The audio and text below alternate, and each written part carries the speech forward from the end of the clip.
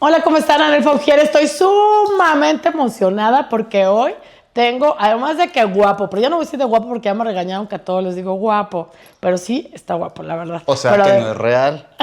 pero además, no, es que yo tengo puros amigos guapos, ¿qué culpa tengo de tener amigos tan bonitos? Pero no solo eso, es un gran amigo de corazón, es mi almita, ya les platicaremos ahí dentro del podcast y de verdad estoy súper emocionada porque hoy estoy con el doctor Paco Pérez. Hola, ¿cómo ¡Paco! están? Muchas gracias. Antes que nada, gracias, Anel, por esta invitación. La verdad es que es emocionante estar contigo, platicar contigo. La verdad que siempre platicamos muy a gusto, pero bueno, ahora vamos a compartir un poquito de lo que platicamos cuando nos vemos. Sí. Hoy estoy súper emocionada porque Paco es un gran amigo. Es mi almita gemela que se pone muy feliz cuando nos juntamos. Les platicaremos al rato. Pero lo más importante es que hoy viene a compartirnos un poco de su historia, que para mí es súper inspiradora y estoy segura que para ustedes también lo va a ser. Y además tiene buenos chismes. Así que vamos a darnos la oportunidad de conocer un poquito más de Paco Pérez y comencemos.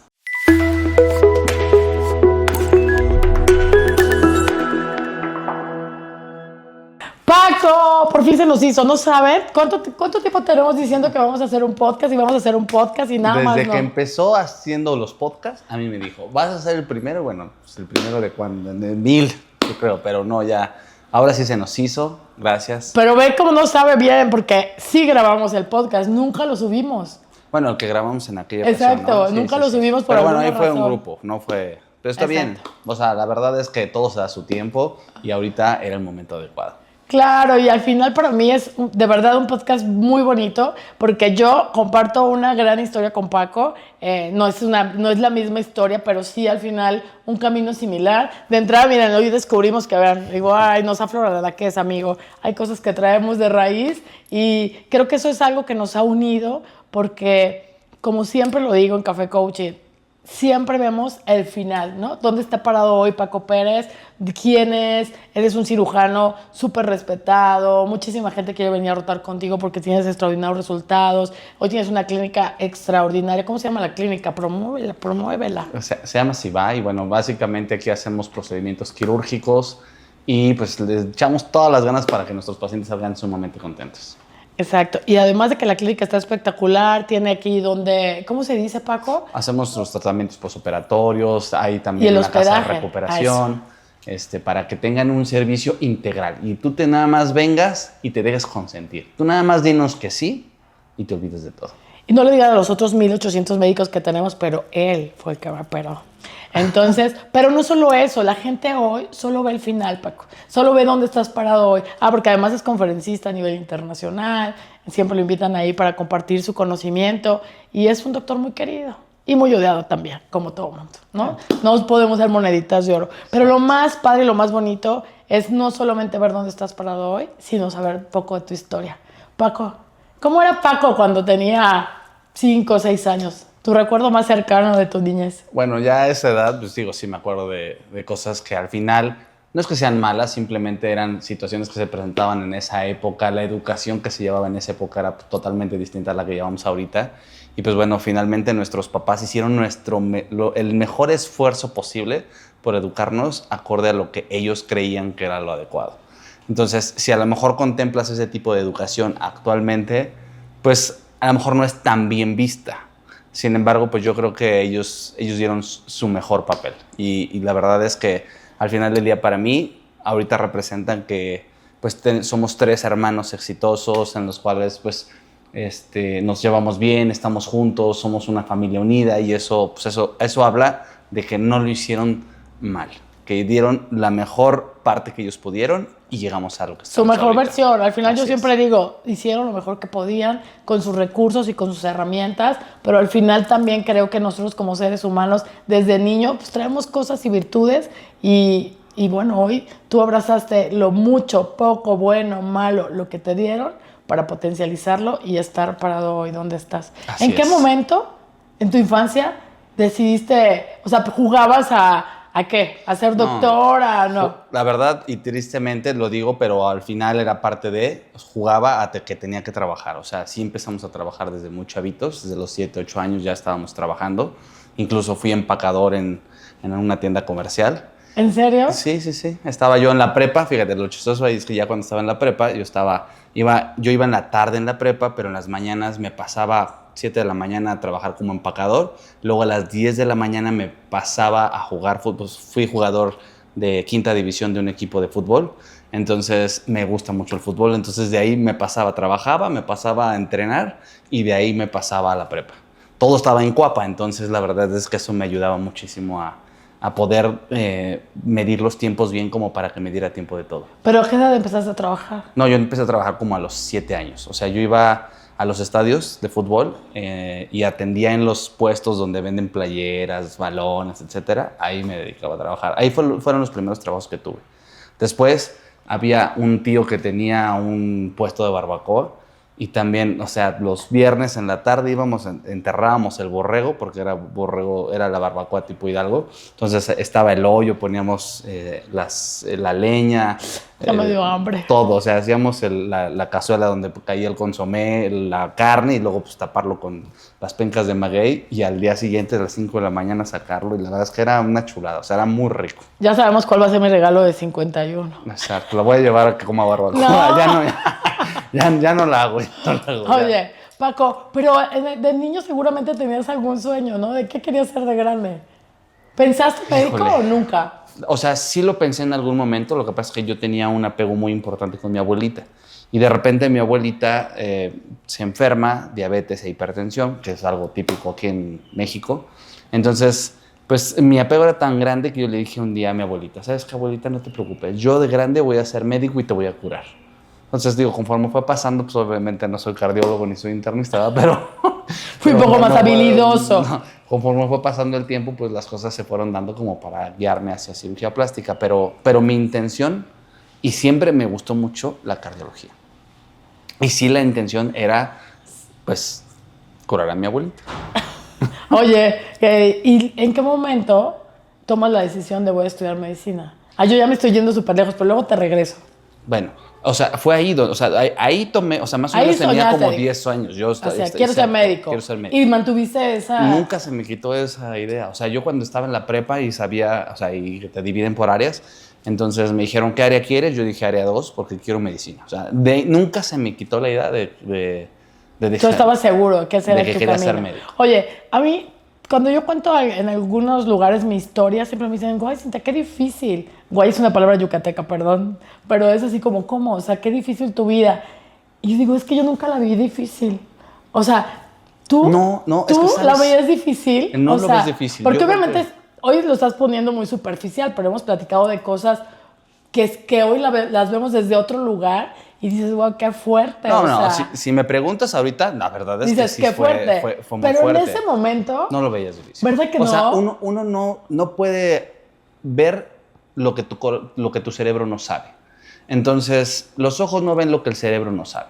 Entonces, finalmente, cuando tú estás en la pobreza, porque la verdad es que sí estábamos en una situación un poquito complicada, o sea, hay veces que para poderme ir a la prepa, tomaba, no sé si te acuerdas de los camiones articulados, que eran 2 camiones y que estaban articulados en medio y se movían, bueno, o los Ruta 100, hay veces que tenía que esperar a que pasara uno muy lleno, porque no teníamos dinero para el transporte, y me iba colgando, porque pues, ahí te ibas colgando literal.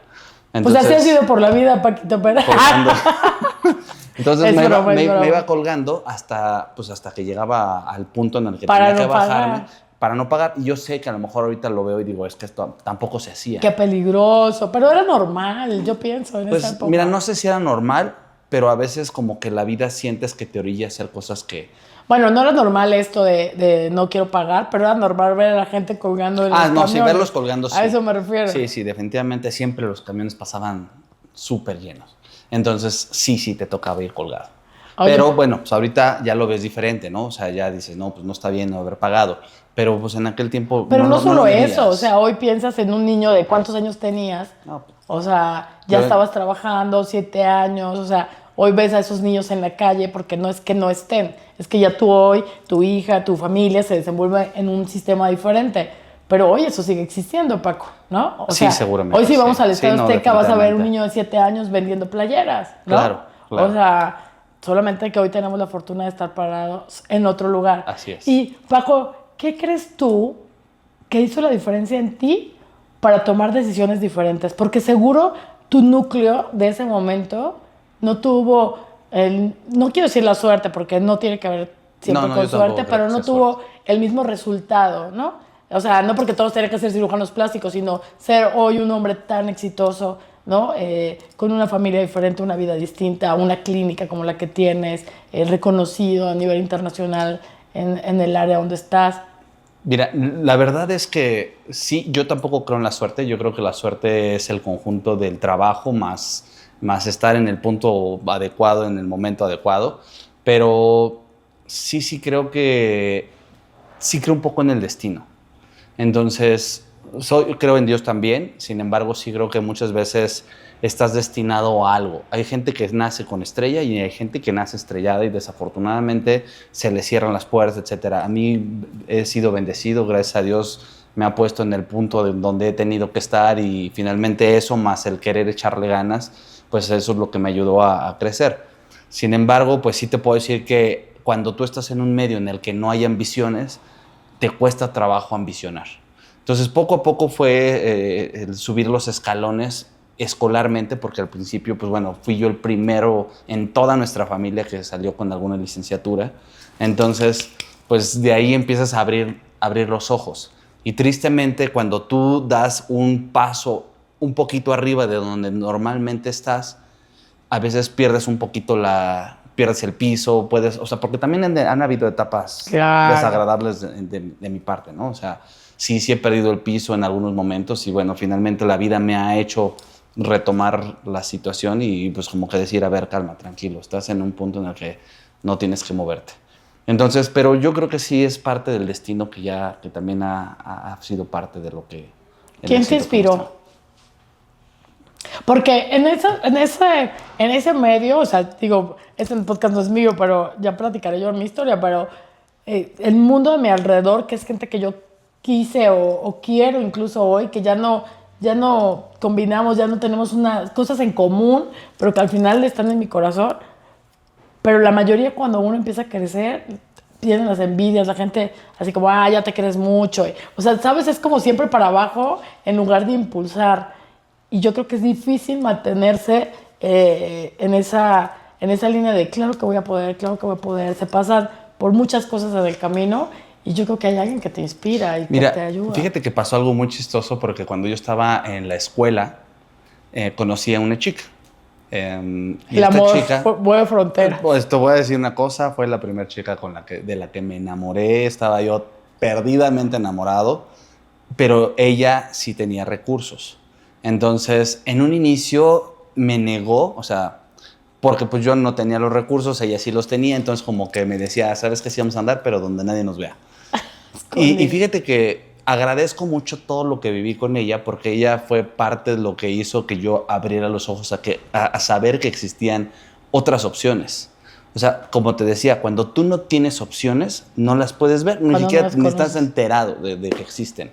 Pero con ella, que sí tenía recursos, empecé a ver que existían los restaurantes, que existía otra vida. O sea, yo no sabía más que había puestecitos en la calle y era donde te comías unos tacos, una torta, etc. Los cuales amamos. Que también sí me los sigo comiendo, pero con ella empecé a ir a restaurantes y obviamente no los pagaba yo.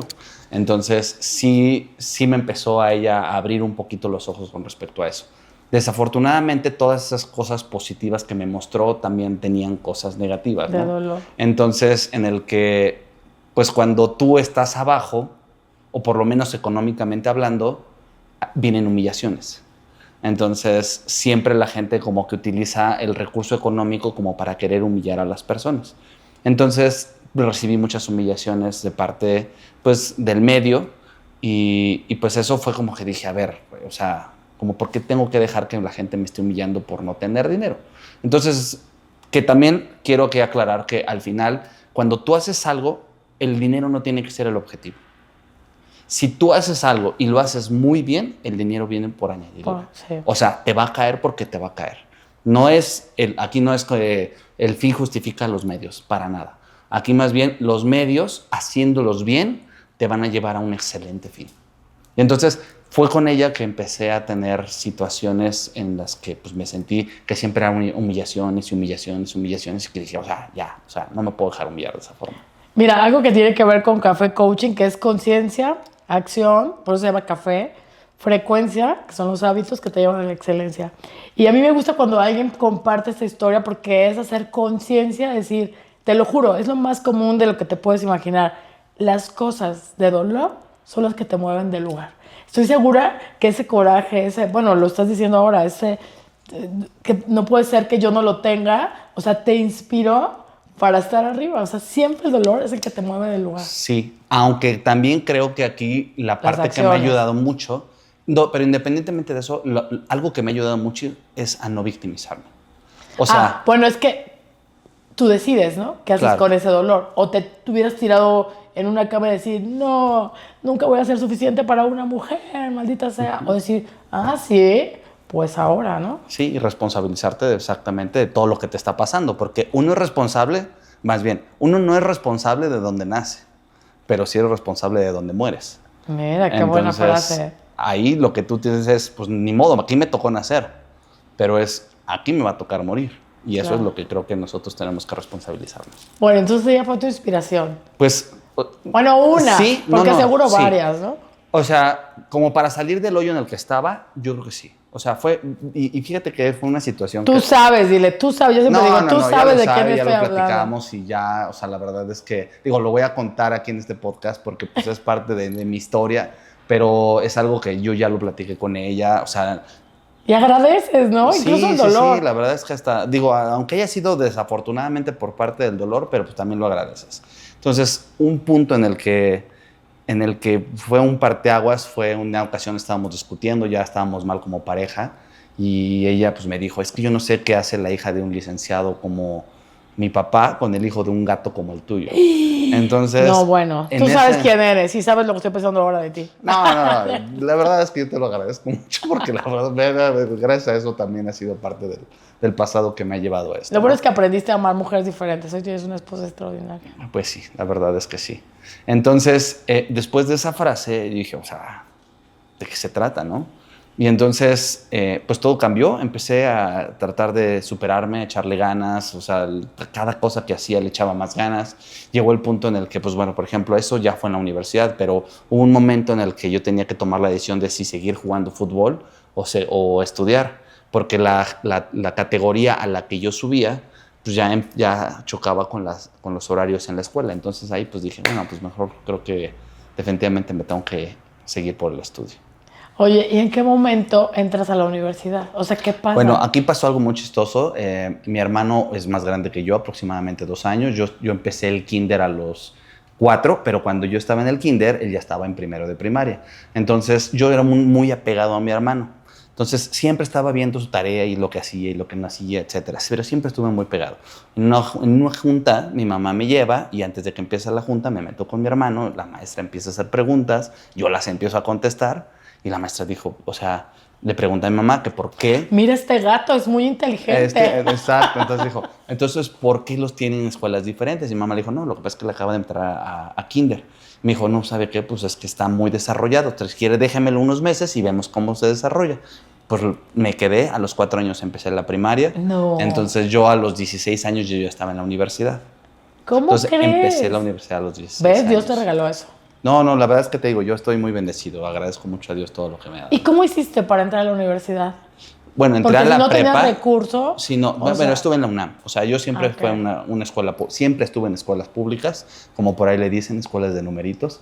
Entonces, pues digo, no pasa nada. Sé que no son las mejores escuelas definitivamente, no tienen la mejor pero educación. también de esto se trata, porque al final esto es inspiración. O sea, la gente que a veces no tiene el recurso y dice, ay, si tú porque hoy tienes, no siempre tuve, ¿no? Sí, es más fácil, hay que saberlo. Por eso, evidentemente es más fácil, 1000 veces. Pero no imposible. Pero por eso te digo que tu historia es inspiración, porque sí se puede. Sí se puede. ¿No? Así es. Bueno, ya, perdón. Entonces siempre fui en escuela pública, entro a la preparatoria de la UNAM, estuve en prepa 5, y de ahí pues le traté de echarle las más ganas posibles, me dan pase automático a la universidad y pues paso a medicina automáticamente.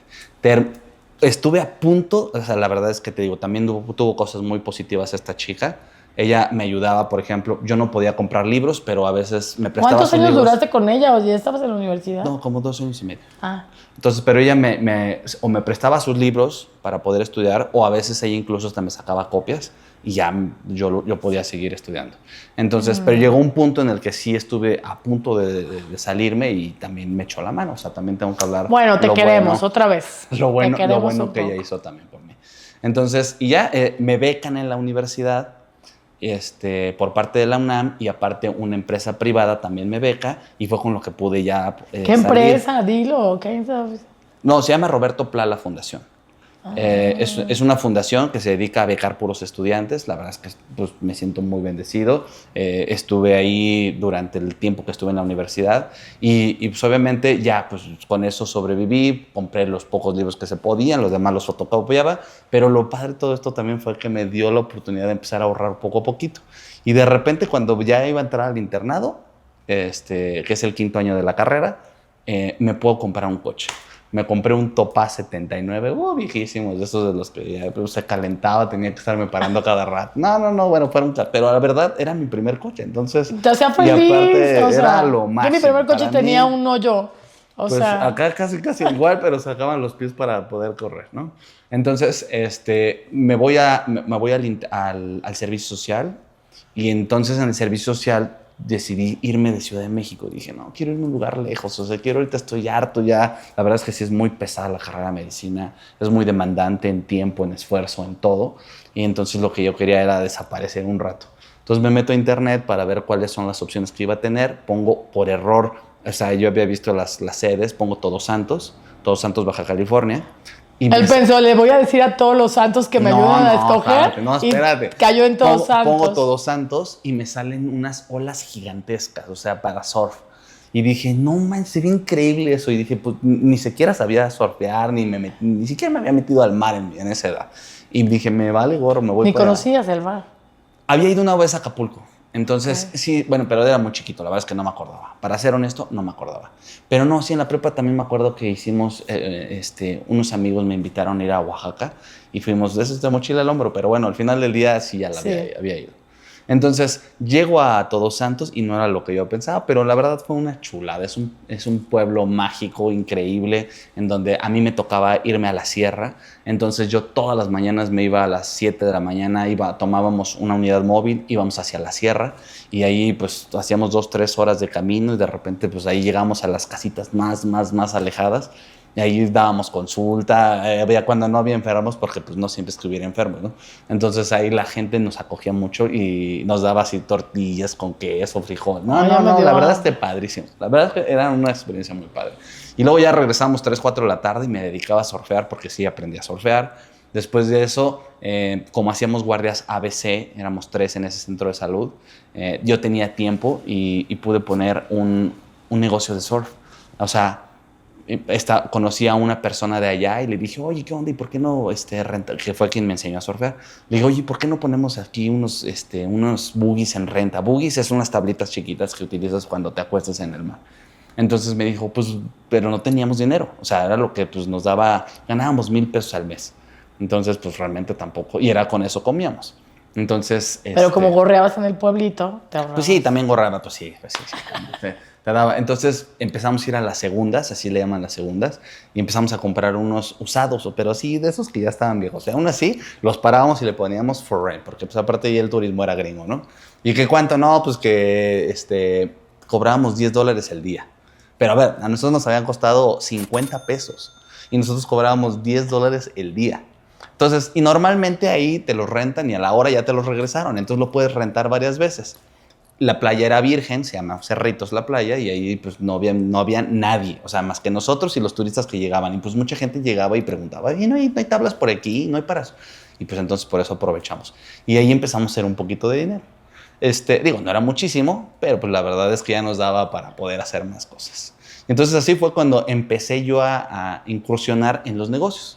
O sea, poco a poco nos fuimos involucrando ya pues, aunque no era un negocio muy grande, pero pues te digo, sí, ya generábamos algo.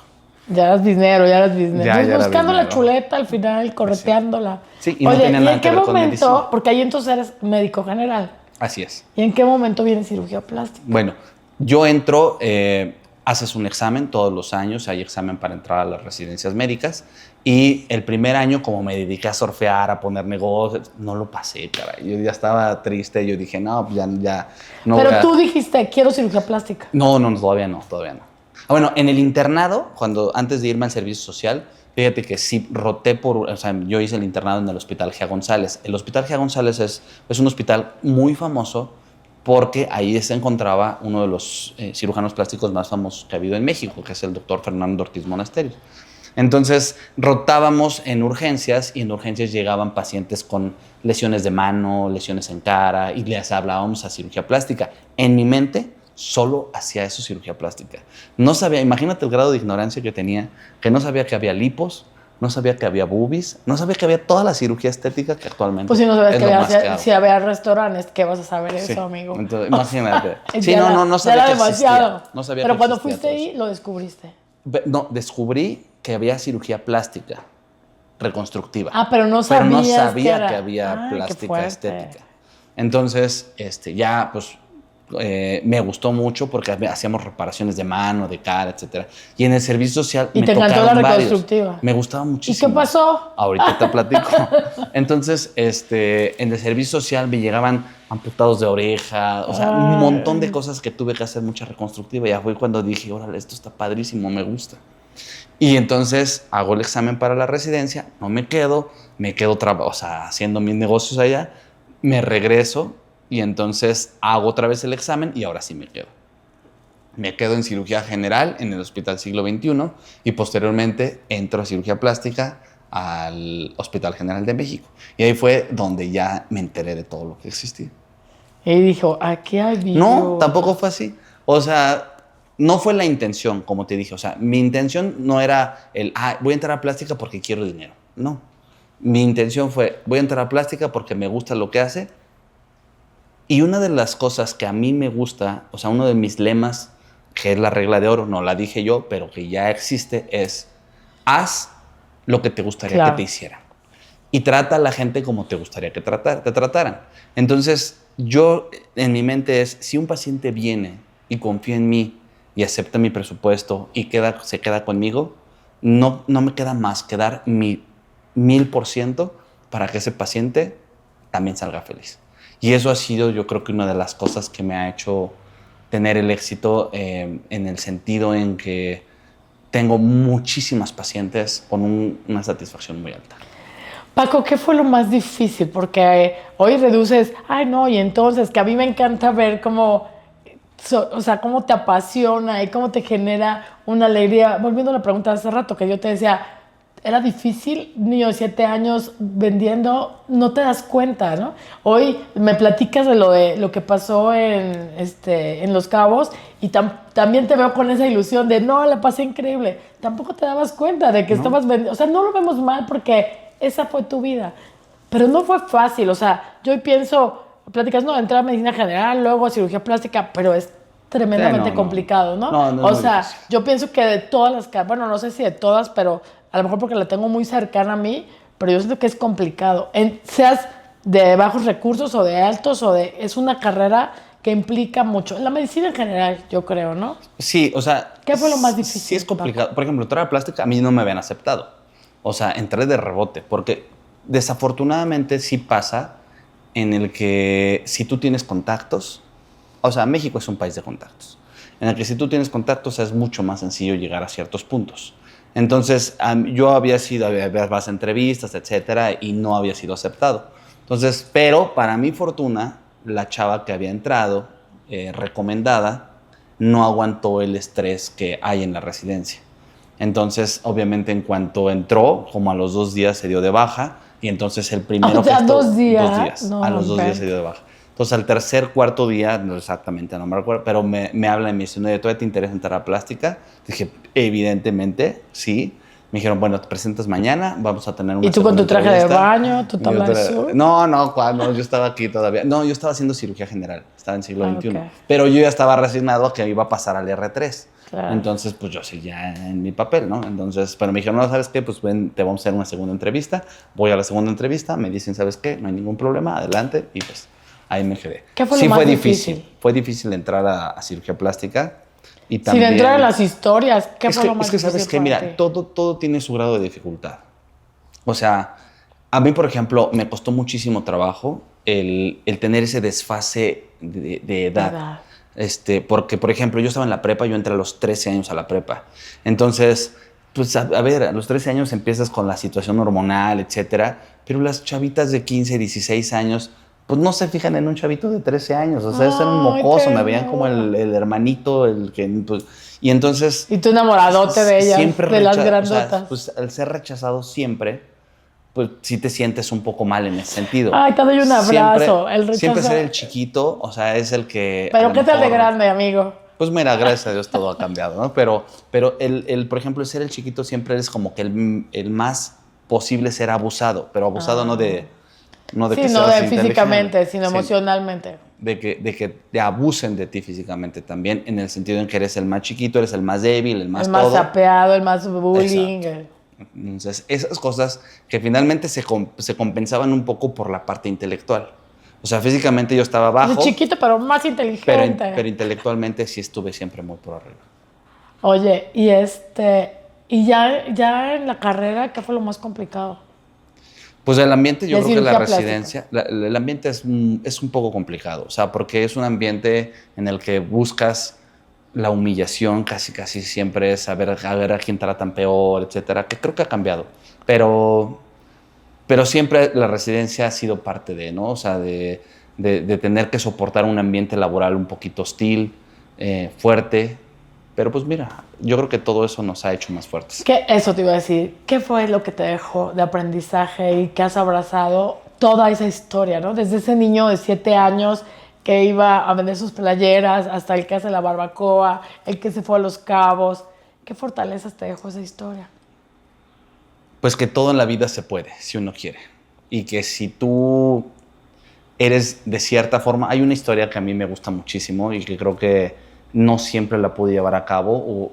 Cuando estábamos en la residencia también me tocó la parte en la que yo ya no eran los residentes de abajo, sino los de arriba. Y la presión siempre hacía, bueno, ahorita digo que lo hacía, pero lo hacía porque pues así al final fue y Es el no sistema. debías, es el sistema, pero también uno puede Decidir no. no entrarle al sistema. Desafortunadamente no tuve la madurez como para poder hacerlo en ese momento. Después lo entendí, hubo un residente en particular al que estimo muchísimo y él lo sabe, y lo he platicado con él, y al que hice pues básicamente lo mismo que a lo mejor a mí me estaban haciendo y pues no fue mi mejor comportamiento. Entonces, sí creo que independientemente del sistema, hay una historia que te estaba contando de un japonés en el cual él agarra un alacrán, y está ahogando el alacrán, lo trata de sacar, y cuando lo trata de sacar, el alacrán lo pica, ¿no?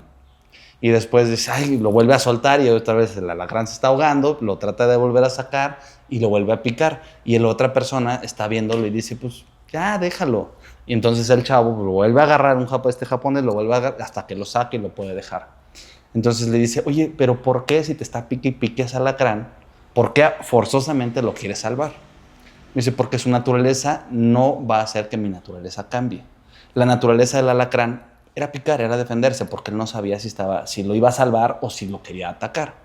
Entonces dijo, la naturaleza del alacrán es picar, y mi naturaleza no tiene que dependerla de la de él.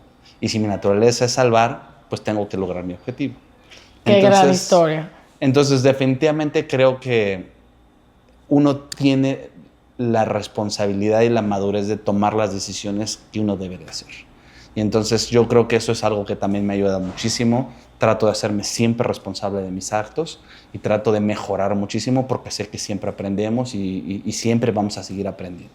No, pues yo creo que la vida está llena de procesos, ¿no? Y creo que aprendemos de los errores, esa es la intención. Como dices, en algún momento se me subió, ¿no? Y Sí. fui un engreído. Y sí, o sí sea, pero al final a todos les pasa, ¿no? De repente hablamos de, ya viste, no sé qué, digo, sí, pero es temporal.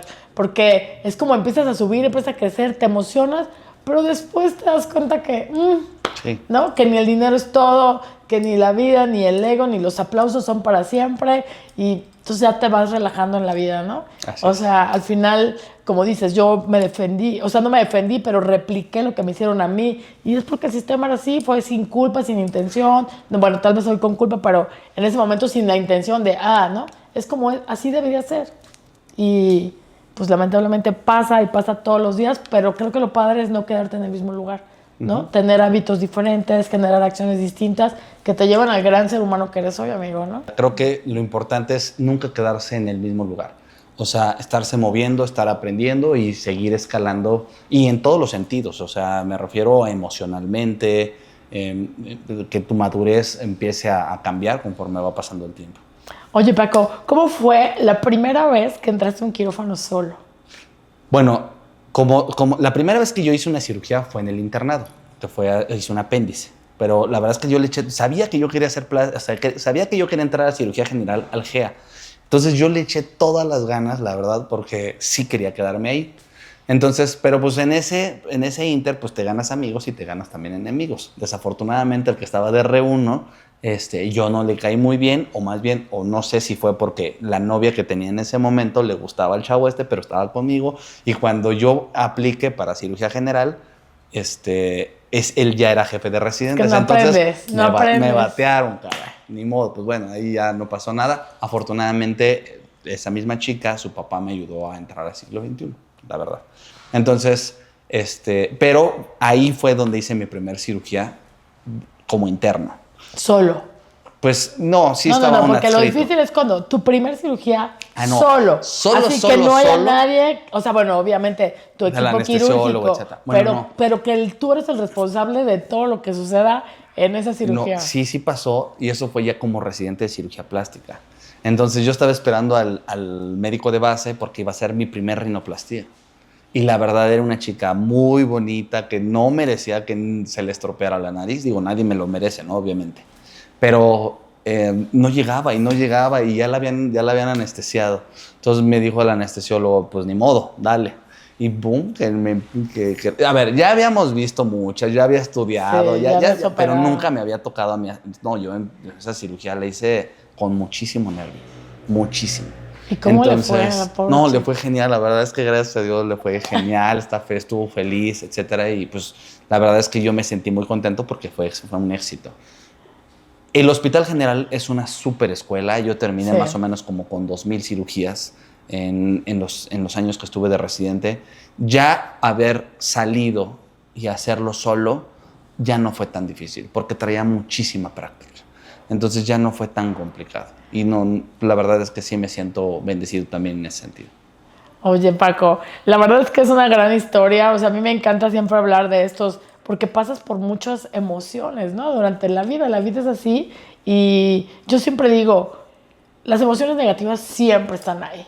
O sea, supongo que tú has vivido muchas veces, has pasado por este tipo de emociones. ¿Qué es lo que te hace moverte del lugar y hacer un lado esa emoción y decir, voy con todo?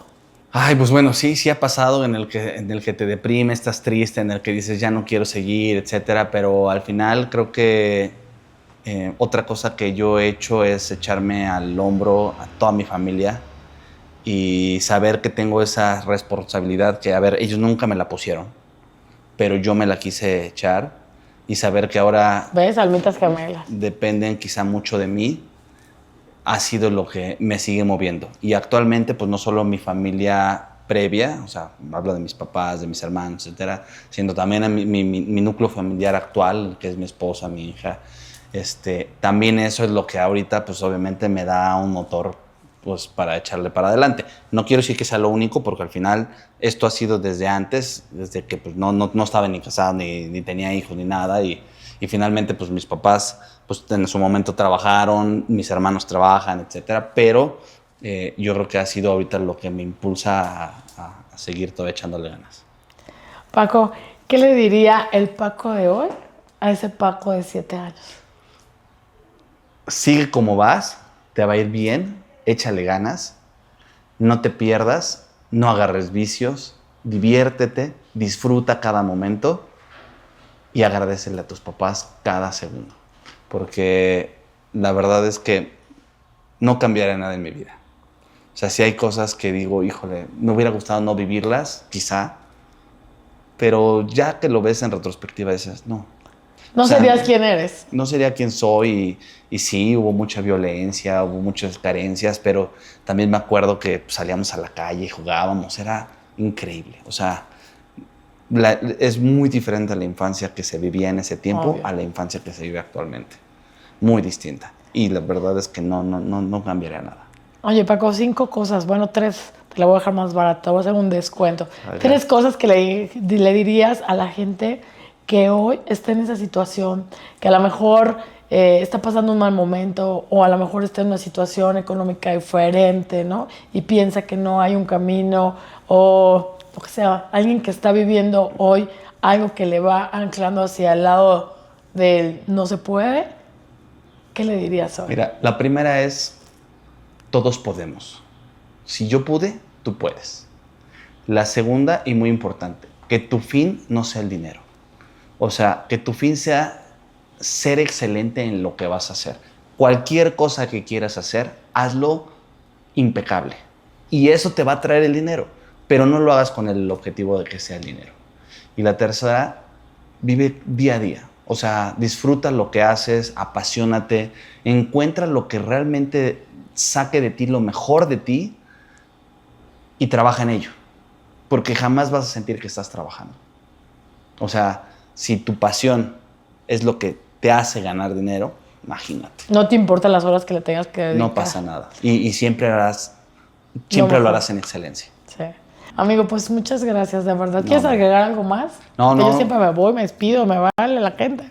No, al contrario, yo te agradezco en él porque bueno, Cintia, yo siempre le digo Cintia, no sé por qué le dije ahorita en él, pero yo te agradezco que dieras este espacio para compartir algo que nunca comparto, porque al final ustedes pueden ver algo, pero no ven toda la parte, como siempre que te ponen la imagen del iceberg en el que tú ves la punta, pero no ves todo lo que hay abajo.